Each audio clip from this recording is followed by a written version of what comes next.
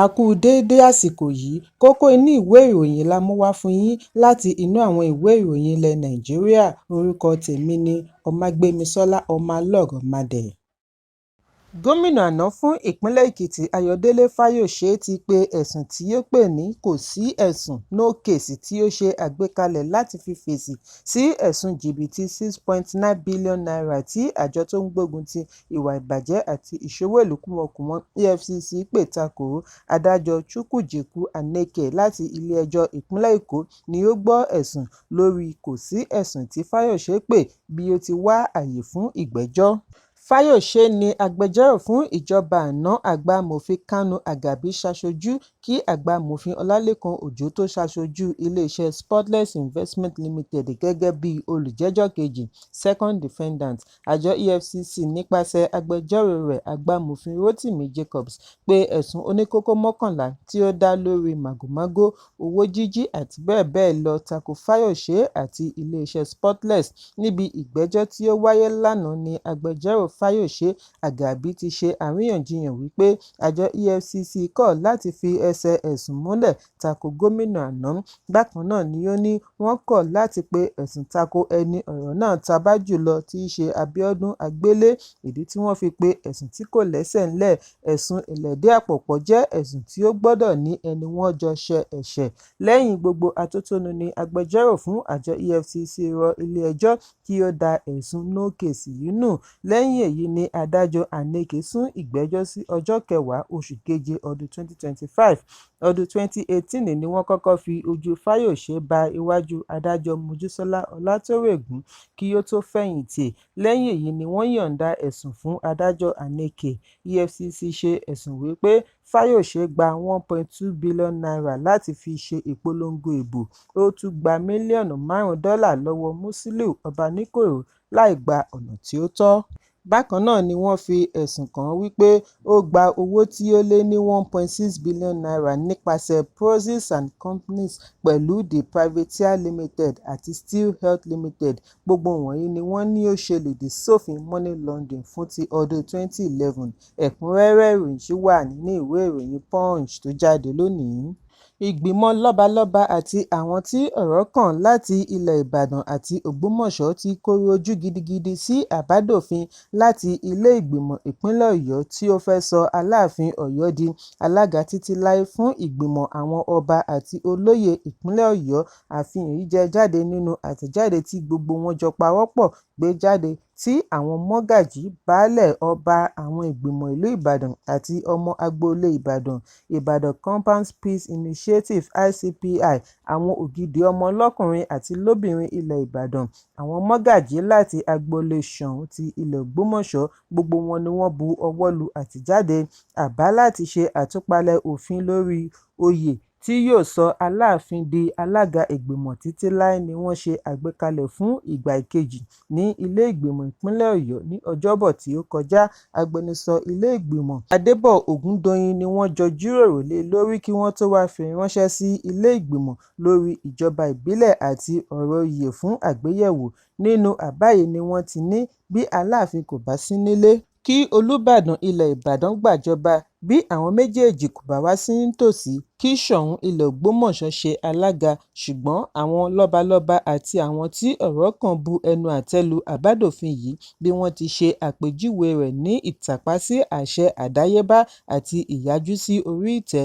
Wọ́n ní oyè alága ìgbìmọ̀ jẹ́ oyè tí wọ́n ń gbé kiri, ẹnìkan kọ́ ló ń jẹ ẹ́ títí láé, wọ́n gbọ́dọ̀ pín ire láre.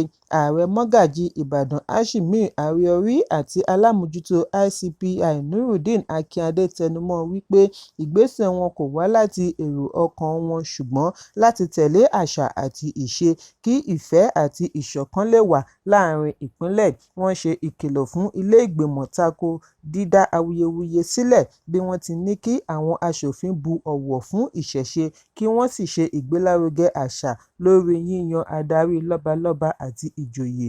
Wọ́n ní ọ̀wọ̀ tí àwọn ní fún Aláàfin àná wá látara ìbáṣepọ̀ rẹ̀ pẹ̀lú ìgbìmọ̀ lọ́balọ́ba pẹ̀lú àwọn ọ̀tọ̀kùlú ìlú ní ilẹ̀ Ìbàdàn. Bákan náà ni àwọn bu ọ̀wọ̀ fún ìmọ̀ àti ọjọ́ orí rẹ̀ lẹ́ni tí ó lò kọjá 50 ọdún lórí ìtẹ́ kí ó tó papòdà. kò sì yájú sí ará Ìbàdàn kankan kí Aláàfin tuntun tẹ̀ jẹ́jẹ́. Ẹ̀kúnrẹ́rẹ́ ìròyìn yìí wà nínú ìwé ìròyìn Punch tó jáde lónìí. Ìwọ́de ìṣọ̀kan Solidarity Rally ti wáyé ní ìpínlẹ̀ Kánò láti fi ṣe àtìlẹ́yìn fún Ààrẹ Bọ́lá Tinubu. Senator Abdulrahman Kawu Sumaila àti ẹgbẹ́ òṣèlú All Progressives Congress (APC). Sumaila tó ń ṣaṣojú Gúúsù Kánò ni ó ṣẹ̀ṣẹ̀ fi ẹgbẹ́ òṣèlú New Nigeria People's Party (NNPP) sílẹ̀ darapọ̀ mọ́ ẹgbẹ́ òṣèlú APC pẹ̀lú àwọn alátìlẹyìn rẹ̀. Èyí ló wá bí adarí ẹgbẹ́ Senator Rabiu Kokonso nínú tí ó fi ẹ̀sùn kàn án wípé ó dalẹ̀ ẹgbẹ́ àti aráàlú tí wọ́n gbé dé ipò agbára. Kokonso ní kò sí ẹ̀ṣẹ̀ òṣèlú tó burú tó kí ènìyàn fi ẹgbẹ́ tí ó fún un láǹfààní àti àtìlẹ́yìn sílẹ̀. Ọ̀dàlẹ̀ tí ó ga jùlọ ni èyí. Ó fi kún un wípé àwọn tí ó ṣe èyí kò ní àtìlẹ́yìn ará ìlú ṣùgbọ́n àwọn alátìlẹyìn APC kàn sí ojú pópó láti fìdí ẹ̀ múlẹ̀ wípé ọ̀rọ̀ Kokonso kì í ṣe òtítọ́. Ìwọ́de ìṣọ̀kan fún Tinubu àti Sumaila yìí wáyé ní agbègbè ìjọba ìbílẹ̀ Sumaila.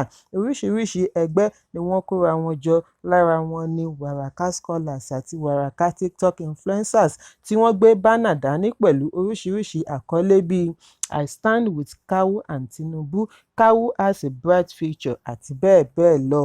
Bí wọ́n ti ń rìn ni àwọn kan ń jó eré ìbílẹ̀ pẹ̀lú aṣọ tíṣẹ̀tì lọ́rùn pẹ̀lú àwòrán Tinubu àti fìlà face cap. Bí wọ́n ti ń jó yíká ìlú ni wọ́n ń lu ìlù kọ orin òṣèlú tí wọ́n sì ń gbàdúrà fún àṣeyọrí ẹgbẹ́ APC níbi ìdìbò ọdún 2027. Amúgbálẹ́gbẹ̀ẹ́ pàtàkì sí Kawu lórí ọ̀rọ̀ àwọn akẹ́kọ̀ọ́ Dókítà Umar Ali ní Kawu jẹ́ ọmọ bíbí ìlú àti adarí olóṣèlú Gúúsù Kánò. Ó ṣàlàyé wípé bí Kawu ṣe darapọ̀ mọ́ APC jẹ́ ìgbésẹ̀ gidi láti ṣe ìdánimọ̀ rẹ̀ pẹ̀lú àwọn tilé. Olóyè láàrin ẹgbẹ́ APC kan Ahmadu Aliyu náà sọ wípé ààrẹ ti ṣe ohun ribiribi fún ẹkùn àríwá àti Kánò, pàápàá jùlọ bí ó ti bu ọwọ́ lu ọ̀pọ̀lọpọ̀ bílíọ̀nù náírà fún àtúnṣe gbogbo ibi ẹ̀kún omi water dam káàkiri ìpínlẹ̀. Ó ní ìpinnu tí ó dára jù ní Sumaila ṣe láti darapọ̀ mọ́ APC bí NNPP ṣe ń mórí lé ìjákulẹ̀ níbi ìdìbò ọdún 2027. Ó ṣàlàyé wípé Senator Kawu jẹ́ ọ̀kan lára àwọn tí wọ́n jọ ṣe ìdásílẹ̀ APC ṣùgbọ́n ìṣẹ̀lẹ̀ ọdún 2023 ni ó mú un darapọ̀ mọ́ NNPP tí NNPP fi jáwé olúborí níbi ìdìbò. Pẹ̀lú nǹkan tó ń ṣẹlẹ̀ báyìí, Kawu Sumaila tún ti darapọ̀ mọ́ APC. Ẹgbẹ́ yìí yóò sì jáwé olúborí níbi ìdìbò ní ìpínlẹ̀ Kánò àti láti ìbẹ̀rẹ̀ títí dópin, bẹ̀rẹ̀ látorí ipò ààrẹ títí dé ilé ìgbìmọ̀. Ẹ̀kúnrẹ́rẹ́ ìròyìn wà nínú ìwé ìròyìn The Nation tó jáde lónìí. Ikọ̀ àjọ ọ̀tẹlẹ̀múyẹ́ DSS ti rẹ́bùrú afurasí olórí àwọn ajínigbé tí wọ́n pe orúkọ rẹ̀ ní Sani Galadi ní pápákọ̀ òfurufú Sultan Abubakar ìpínlẹ̀ Sokoto. Ìwádìí jẹ́ kó di mímọ̀ wípé láàrin aago 11 kọjá ìṣẹ́jú 15 òwúrọ̀ ni ọwọ́ tó Galadi níbi àyẹ̀wò fún àwọn tó ń rin ìrìn àjò lọ ilẹ̀ mímọ́ Hajj. Ìròyìn jábọ̀ wípé ìgbésẹ̀ yìí wáyé láì tí pé wákàtí 24 tí ọwọ́ ba olórí àwọn ajínigbé kan tí wọ́n ti ń wá tipẹ́ ní ibi ìpàgọ́ Hajj ní ìlú Àbújá bí ó ṣe fẹ́ lọ ilẹ̀ Saudi Arabia. Ṣíwájú àkókò yìí ni àwọn agbófinró ti kéde wíwá rẹ̀ lẹ́yìn ẹ̀sùn wípé ó lọ́wọ́ nínú ìwà ajínigbé tí ó ti ń wáyé láàrin Kogi àti Àbújá. Ẹ̀kúnrẹ́rẹ́ ìròyìn wà ní ìwé ìròyìn Daily Trust tó jáde lónìí. Ọmọ àgbà òṣèrébìnrin Jùmọ̀kẹ́ George Adéọlá tí wọ́n fi lọ ṣòwò ní orílẹ̀-èdè Mali ní ọdún 4 sẹ́yìn ti padà sí orílẹ̀-èdè Nàìjíríà. George ní ó ṣe àfihàn ẹ̀dùn ọkàn rẹ̀ lórí bí ọmọ rẹ̀ ṣe di àwátì lórí ètò Bíọ́lá Adébáyọ̀ Talk to Be. Adéọlá ni wọ́n ní ó ń gbé pẹ̀lú ìyá rẹ̀ ní ìlú Ìbàdàn kí ó tó di èrò Mali lẹ́yìn tí ìyá rẹ̀ ké gbàjarè ní alága àwọn ọmọ orílẹ̀-èdè Nàìjíríà tí wọ́n fi ilẹ̀ òkèèrè ṣebùgbé NIDCOM Àbíkẹ́ Dábírí Erewà pẹ̀lú òṣèré Bíọ́lá Adébáyọ̀ dá sí i kí Adéọlá tó ríbi padà sí Nàìjíríà láyọ̀ àti àlàáfíà. Lórí ẹ̀rọ abánidọ́rẹ̀ẹ́ ni Dábírí Erewà ti fìdí ẹ̀ múlẹ̀ wípé Adéọlá ti padà. lẹ́yìn èyí ni bíọ́lá adébáyò òṣèrékùnrin adẹniyí johnson àti dábìrì ẹrẹwà fúnra rẹ̀ gba àlejò adéọlá. ẹ̀kúnrẹ́rẹ́ ìròyìn yìí wà nínú ìwé ìròyìn the nation tó jáde lónìí. olórin ilẹ̀ nàìjíríà davido ti padà gba àlejò bright chimezie àgbà olórin highlife ní ìpínlẹ̀ èkó. ìpàdé yìí wáyé lẹ́yìn oṣù díẹ̀ tí davido ṣe àfihàn orin chimezie tí ó milẹ̀ tìtì ní ọdún 2010 tí àkọlé rẹ̀ jẹ́ because of english pẹ̀lú àjọṣepọ̀ omah lay. ọjọ́ ẹtì ní bright chimezie fi ìmoore rẹ̀ hàn bí ó ti ń jó sí orin yìí tí ó sì ń dúpẹ́ lọ́wọ́ davido fún ìmóríyá tí ó ṣe fún un. èyí ló mú davido gbóríyìn fún àgbà olórin fún ipa tí ó kó ní ẹ̀ka orin lórílẹ̀‐èdè. ó ní tipẹ́tipẹ́ ni òun ti ń wá bí òun yóò ṣe ní ìpàdé pẹ̀lú rẹ̀. ọjọ́ ajé ni wọ́n ṣe àfihàn bí chimezie ṣe ń dé nínú ọkọ̀ ayọ́kẹ́lẹ́ sí ibi ìgbafẹ́ kan tí davido náà sì ń kí i káàbọ̀. àwọn méjèèjì sọ̀rọ̀ rẹ́rìn-ín bí wọ́n ti ń kọ nínú àwọn àwo orin tí chimezie ti gbé jáde. ẹ̀kúnrẹ́rẹ́ ìròyìn yìí wà nínú ìwé ìròyìn Vanguard tó jáde lónìí.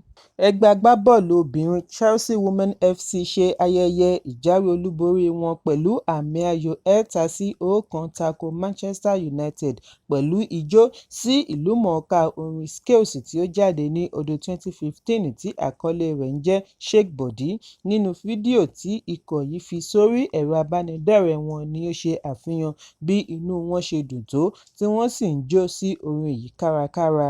ẹ̀kúnrẹ́rẹ́ ìròyìn yìí wà nínú ìwé ìròyìn The Nation tó jáde lónìí. kókó inú ìwé ìròyìn tòní kò ní jù báyìí lọ. ẹ pàdé mi ní ìrọ̀lẹ́ fún àkọ́tún ìròyìn. kí a tó lọ ẹ má ṣaláì fi àkíyèsí yín ránṣẹ́ kí ẹ sì bá wa subscribe sójú náà wa lórí YouTube kí kókó inú ìwé ìròyìn lè máa tẹ̀ yín lọ́wọ́ ní kíákíá.